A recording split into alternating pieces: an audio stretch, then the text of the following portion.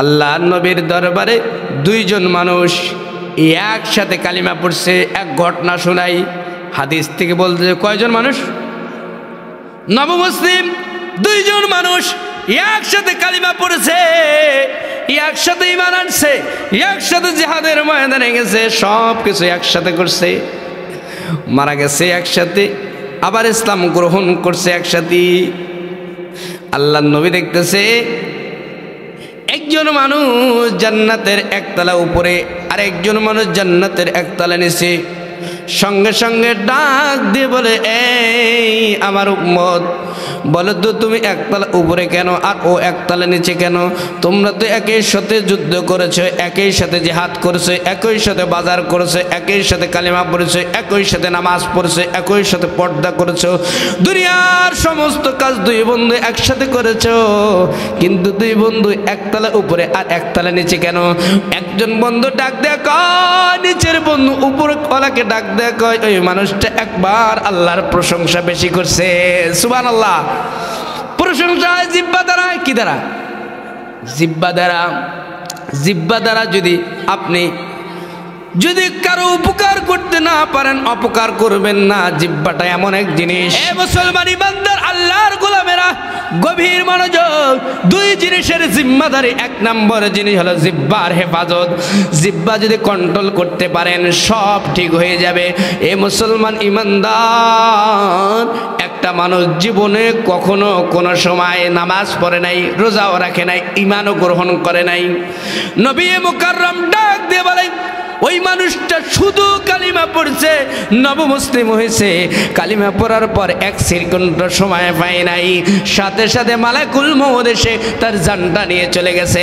আমার নবী মদিনা ওয়ালা পয়গম্বর ডাক দেয়া কয়, ওই মানুষটা শুধু একবার কালিমা পড়ছে, মান ক্বালা লা ইলাহা ইল্লাল্লাহ দাখালাল জান্নাহ। ওই অমুসলিমটা নব মুসলিম হয়েছে, ওই মানুষটার জন্য এই দুনিয়ার 10 দুনিয়া সমান একটা জান্নাতের মালিক হয়ে যাবে। সুবহানাল্লাহ। এই আমলটা হবে জিহ্বা দ্বারা।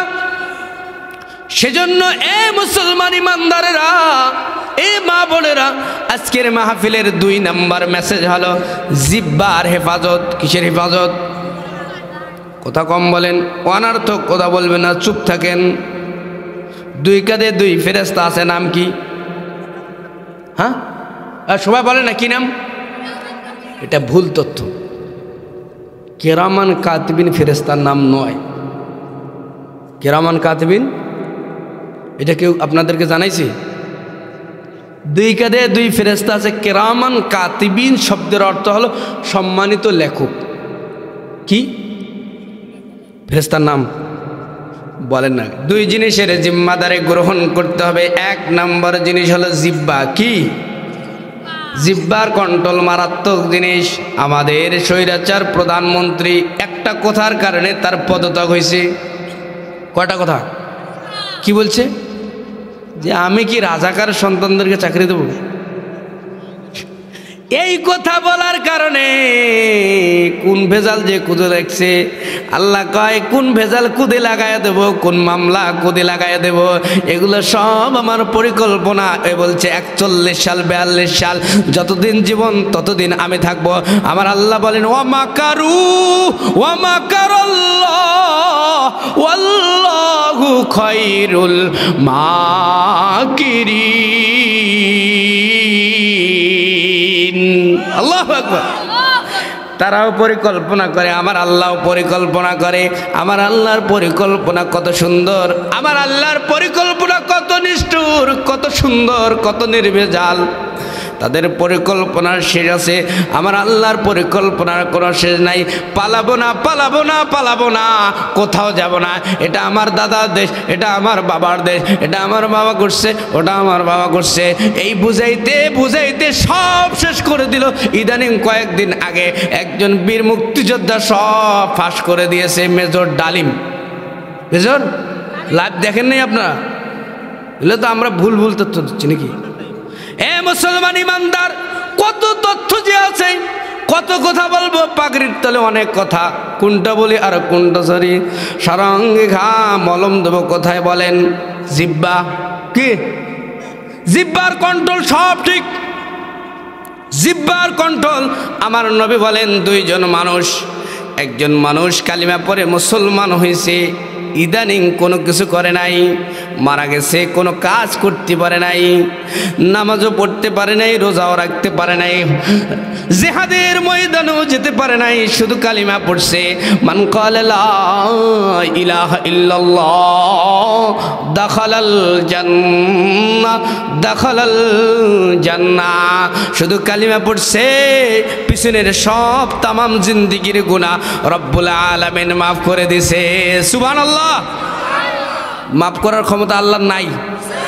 গুনাহ মাফ করার ক্ষমতা আল্লাহর আছে? মানুষেরও তো আছে, মানুষের নাই? গুনাহ মাফ করতে পারে না মানুষ? ফাঁসির আসামে মাফ করে দিচ্ছে, কয় আমার দল। বিচারক লিখতেছে, তো বিচারকের কানে কানে একজন দিয়ে বলতেছে, এটা কিন্তু পার্টির সভাপতি, মণ্ডলীর সভাপতি। কিসের সভাপতি? 18 জন সভাপতি আছে, তার বলে মণ্ডলী, তার বি সভাপতি। ওই 18 সভাপতি মণ্ডলীর সভাপতির ভাগিনা হয়। কয় যে জেনা করছে রে, মানুষকে মারি ফেলছে। বিচারক এখন চুপ করে আছে, কয় বিরতি দেওয়া হইল, এখন বিরতি, কোনো কথা নেই, এখন বিরতি। কয় কী হয়েছে? কয় এখন যেহেতু এর সভাপতি মণ্ডলীর সভাপতির ভাগিনা, কয় বিরতি দেওয়া হলো, কোর্ট মুলতবি। হ্যাঁ, মুলতবি দেওয়ার পরে ভিতরে খাস ক্যামেরা যাওয়ার পর অর্ডার লেগছে কি, যেই সময় খুন করছে, যেই সময় জেনা করছে, এই সময় মাথা টাথা ঠিক ছিল না, এক বেকসুর খালাস, এর গুনাহ মাফ। দুনিয়ার বিচার করে আগে করে না এরকম।